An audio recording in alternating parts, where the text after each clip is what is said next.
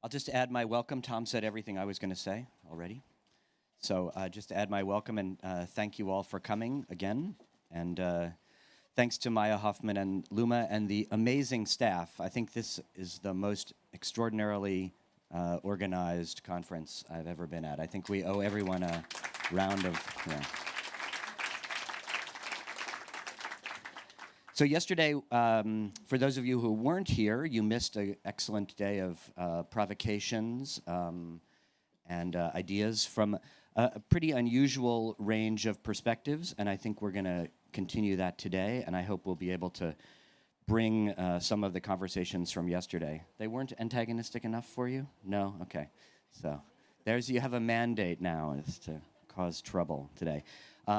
So I'm really grateful that you're all here to help us imagine what a new kind of research practice and intellectual dialogue that brings together the arts, human rights, and the environment might be. And that's our project for the second day today. I want to also underline what Tom said about the importance of having students here. That was an inspired idea of Tirdad's, I think, to invite students to join us here.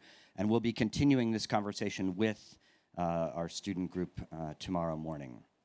So, and I would encourage speakers who can to stay with us and join in that enterprise.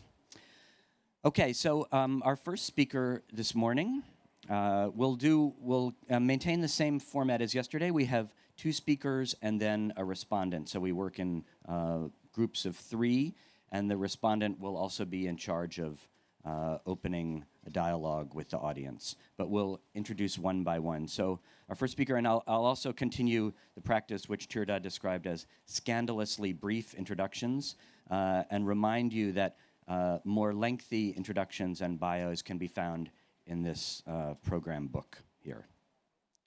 So our first speaker is the artist and widely exhibited artist, Dominique Gonzalez-Foerster. So welcome. Thank you for coming.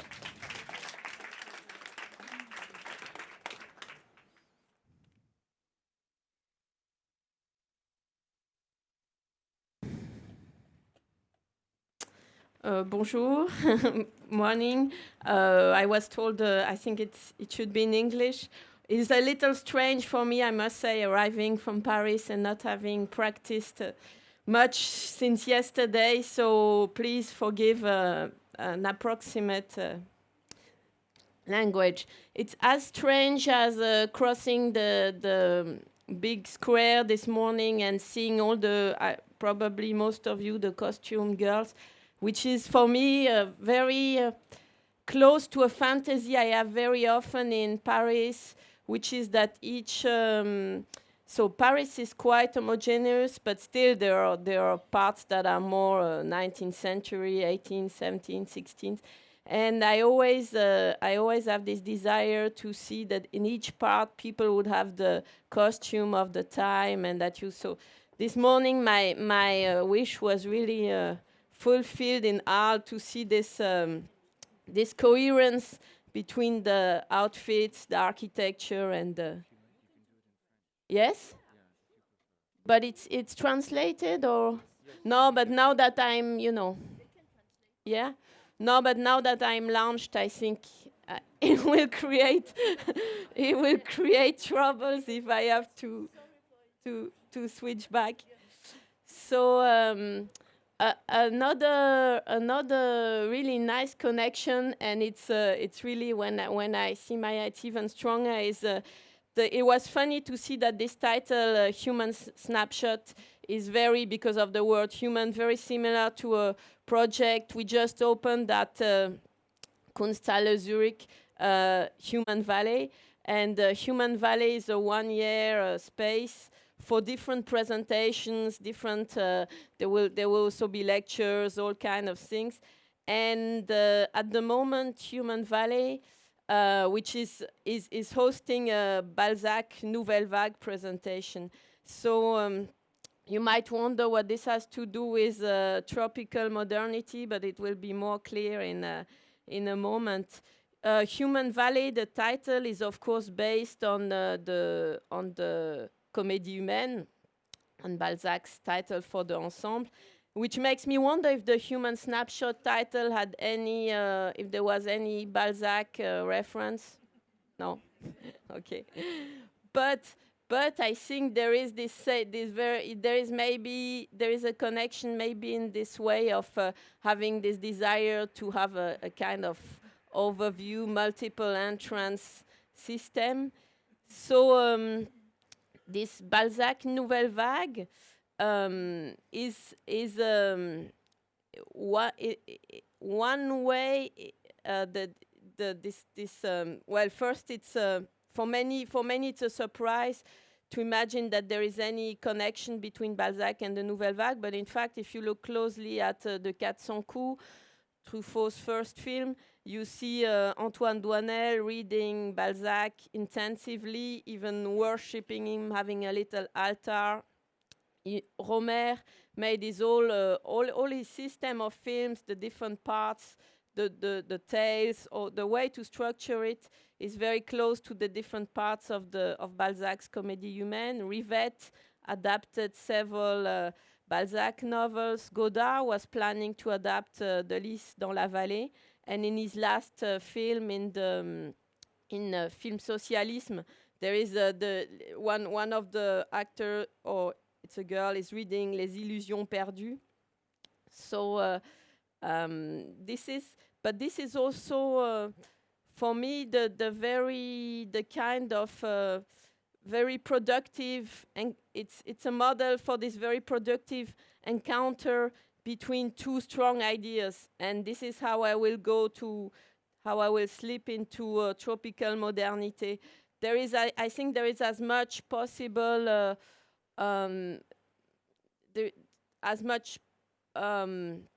as many possible idea of fertility, things growing from associating Balzac, Nouvelle Vague, and Tropicale Modernité. In between, I want to show a little piece of a film by Truffaut, which was part of our research in the Balzac Nouvelle Vague. So Truffaut, in 1969, decided to adapt this novel, The Mississippi Mermaid, and it starts on an island, La Réunion, l'île de la Réunion, which is completely tropical. At the beginning, probably a lot of you know the film, but just to be back into it. So Catherine Deneuve is taking the position of, first it's Belmondo. Belmondo is playing this guy on the island, and you have to remember that Belmondo is also very famous for L'Homme de Rio, that we see him in The Man from Rio crossing Brasilia under construction, and therefore giving in a feature film one of the best documentaries about the construction of, not the best, but the most interesting documentary about the construction of Brasilia. So it's him in this tropical context of this Île de la Réunion, and Catherine Deneuve, who has taken the position of he's expecting this woman he's never met, and they've only met through petites annonces.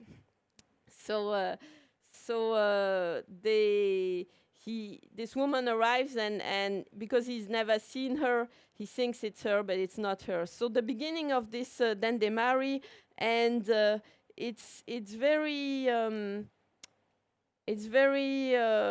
strange to see that, in fact, in this tropical context, which is supposed to be maybe to heighten passions, or I don't know, that it remains very problematic, because in fact Deneuve is a fake, and so at one point we see her walking through the tropical forest, and to go to meet this guy who will help her to get all the money from, and you can feel that there the relation between Deneuve and this tropical context is very conflictual. But at the end, so it's a surprise to see that, maybe we can go. It's a surprise to see that at the end of the film,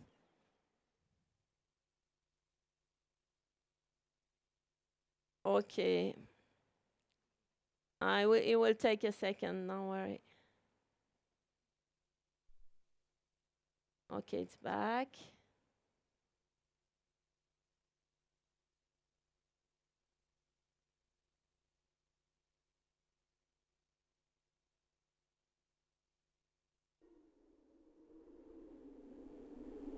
At the very end of the film, after many adventures, we're in the forest.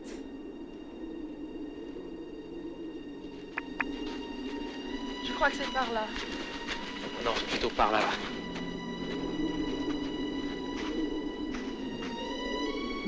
Elle était pas mal, cette cabane. Tu es si belle. Quand je te regarde, c'est une souffrance. Pourtant, hier, tu disais que c'était une joie. C'est une joie et une souffrance. Je vous aime. Je te crois.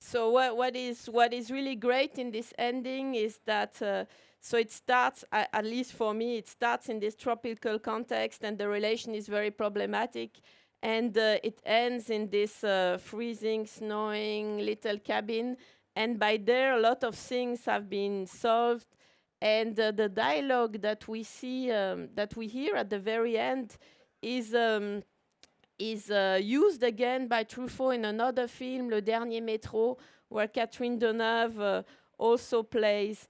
And in fact, this for me, this strong contrast between the emotional states of the protagonist and the local climate is a very is a kind, you will see it further in the presentation, is a kind of key to what is at stake in this tropical modernity thing. Now, I would like to go further or back in time, because Human Valley, which is a project in collaboration with Tristan Berra, so it's also a conversation, is somehow and is the most recent project, has through this way of working on very fertile combinations, has obviously connections with tropical modernity. I forgot one funny fact of Balzac trying to grow pineapples in Paris in between writing books, but this is just this is a mini idea. So now let me go back to what was really announced, tropical modernity. It's in fact, it's a very, what is left from this exhibition is a very small book. It's the size of a CD. It's the size of the little booklet you would find in a CD, and this was on purpose. And a lot of the text is written like songs. It's a little book that is not so easy to find now. And Tirdad asked me to go back on this. It was made for. So first, give me 1 minute for images.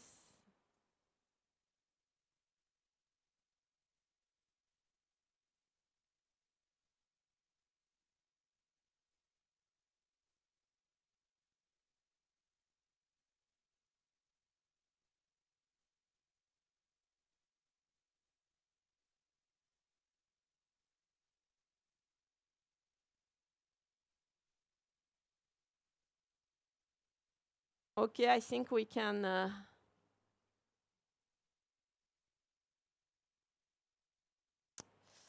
Okay, so very. I also have to apologize because what was planned first was a series of slides, but for some misunderstandings, I didn't understand that a slide projector would be available.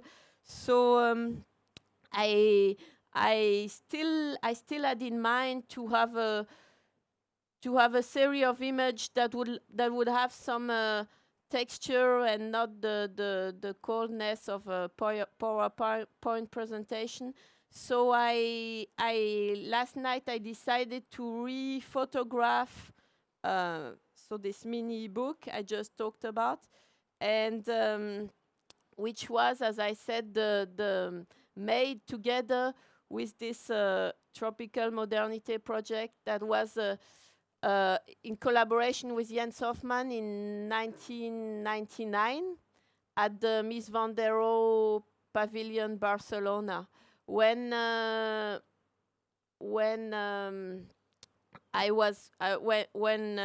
received the proposition to do a project at the pavilion, I was of course very deeply excited, as always when there is a possibility to have an open dialogue with a very specific architecture.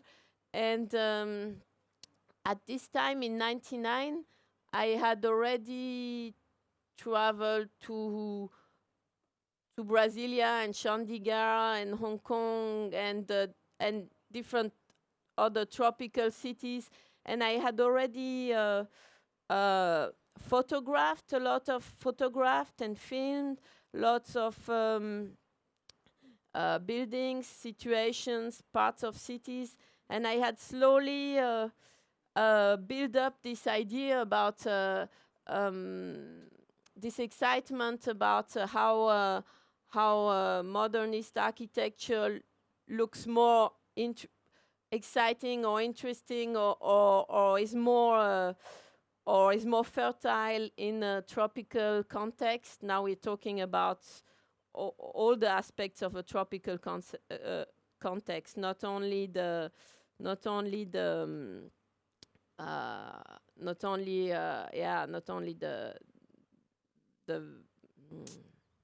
plants, birds, whatever, but also any aspect of a tropical context. And so I had already taken lots of pictures in different places. I think probably I was waiting for a place where I could where these ideas would come up more clearly. So this tropical modernity, this association has become very banal now, and in a way I regret it. And I would also like to say that what I try to talk about has not much to do with a kind of with a more stylish or kind of idea about a way of decoration, or even a way it has been then spread in magazines like Wallpaper, or it's not. I was trying to when I was working on that idea, I was trying to think of something much more broad and much more. So, but maybe I go back to the project and you can see in which, maybe a bit more in which way it works. So this is the cover of the little book, and this is the first page. I think it's we can't see it very well, but it's a view from a beach in Hong Kong Central called Repulse Bay, where there is this great building from the 80s. This is then how the little book works. So every time there is a TM1, is the title of the first song, Rumblefish, and the text explores the lyrics explore the situation, but also the proposals. So, but we don't see here. We don't see what was proposed during the exhibition, which was a little here. There was a little aquarium that had really that was really the idea of the glass house. These are some of the pictures I've taken all over. This is maybe from an airport. This is exploring another moment of this pavilion, and this room, which is partly open, partly lit with this wall. And in this part, I think there was only a blue carpet. In TM4, Double Happiness ended up being a neon of this double happiness sign you find on chopsticks, or you find a lot in Chinese restaurants. So there was a double happiness neon hanging on one of the glass walls of the pavilion. A direct reference here to Hong Kong. And drink lots of water. This is only in a corner of the pavilion. There are a lot of mineral water bottles, and the pictures taken there, I think they are very small, are taken a day where a lot of teenagers were visiting the pavilion, and it struck me that that in fact, and this is what we talk about a lot at the end of the little book. There is a conversation with Jens Hoffmann where we talk a lot about the fact how interesting it is to bring into this pavilion that has some very iconic adult appearance, to bring something much more immature, much more on the growing, much more so to also show that the origins of these pavilions and some notions it's connected to are totally different to this strength and severity it shows at some point. So this is another example in that direction. So these were tests for the exhibition, but it's like two bath towels on the side of the water, and again giving to this modernist icon a completely different reading and perception, as if maybe again these teenagers who were drinking water might have been taking a bath there. Or so these are all. I really show the pages of the book in the right order. This is at one point in the book. There are two pages. You can open it. So this is because in the pavilion, as in a book, you're always confronted to front pages, back pages, and it almost is structured or develops like a kind of book. The blue moment, was also a way to emphasize the stage aspect of the pavilion. And this is the little map that gives an idea of all the positions of the different proposals. So the little aquarium, the blue carpet, the TM4, the tropical, the neon. These are pictures from the book that go that go with the conversation. One image here from Niagara, the great feature, where there is also this strong, like in the Mississippi Mermaid, this strong connection between climate, emotional states. Images from Brasilia. Brasilia for me was really even if Hong Kong was the beginning of wanting to live in a completely different context and being stimulated by a parallel modernity, Brasilia was the next step in transforming me and made me really want to spend more time in Brazil and to be contaminated by a completely different way of. This is the model that you can find in the. And this is back to the pavilion again. I think a group of teenagers. This is 5 years after Tropicale Modernité. There is another exhibition at. It was another exhibition now in Belgium at the Single. The Single is another very strong modernist icon, architectural icon, not as famous at the Mies van der Rohe Pavilion, but very important for Belgium. And for this project, I decided to do another little book, Tropicalisation, which is somehow a way to go further into this idea. And because their tropicalisation is a kind of program of transformation. So now we're back into this. It's in Europe, and I try to bring back in different moments of this building some versions, some parallel, some versions from this tropical modernity. So it starts. The entrance of the Single had this white concrete pillars, and they're now just turned in this Barragan pink. The windows we saw before were covered with this green film.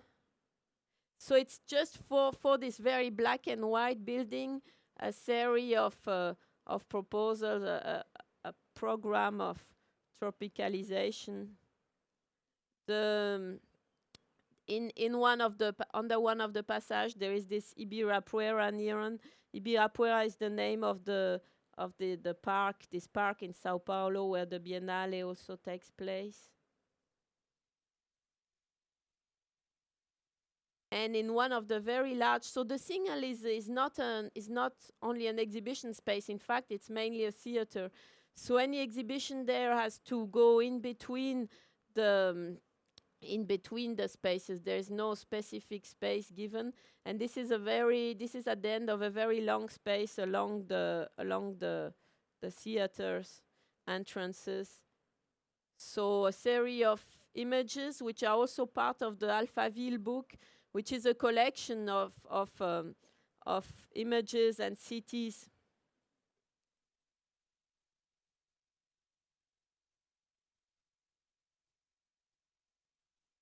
A group of plants. Again, a map which gives the locations for the different proposals. So now of course it's a very different scale from the Mies van der Rohe Pavilion, but the method is a little similar in the sense that the different moments, proposals are only there for a moment and are only are absolutely not trying to. Sorry, I don't find the words for that. So another proposal is in relation to a scene, a moment I saw in Chandigarh, just a group of red chairs on the grass.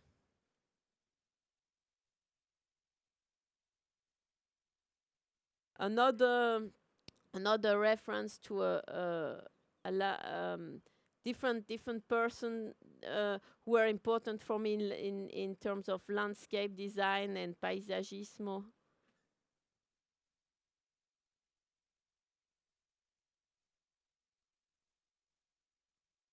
A direct reference to Felix González Torres, but also a completely different way this is just a piece, little piece of forest in the back of the single building, but it becomes something completely different.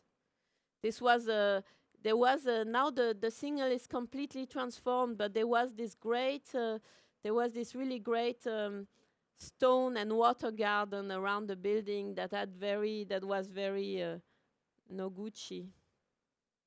This is part of the text.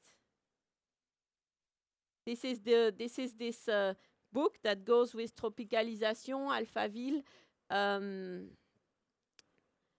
and again, funny. I just realized now. In fact, it was also made in connection with the exhibition in Zurich. So it's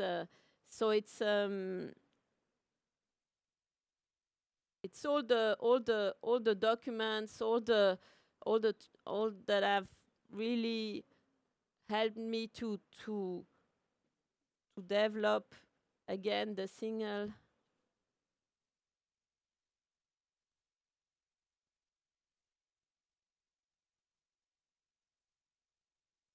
Brasilia.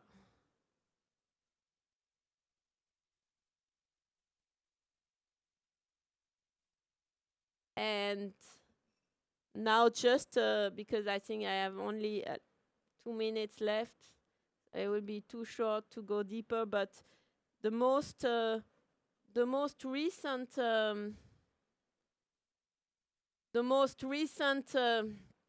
development in this tropical modernity research is now taking place in your team, and it's this desert garden in the middle of this tropical landscape. So which has different sources. On one side, it has a lot to do with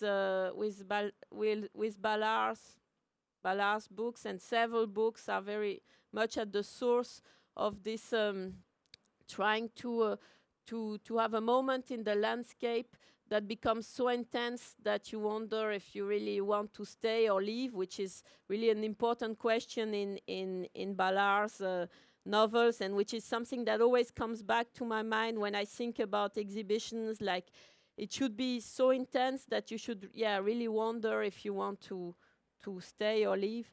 So in the middle of this forest, there is this sand desert with a collection of all the concrete structures are just repetitions, copies of existing bus shelters in Brazil around this place, around Inhotim.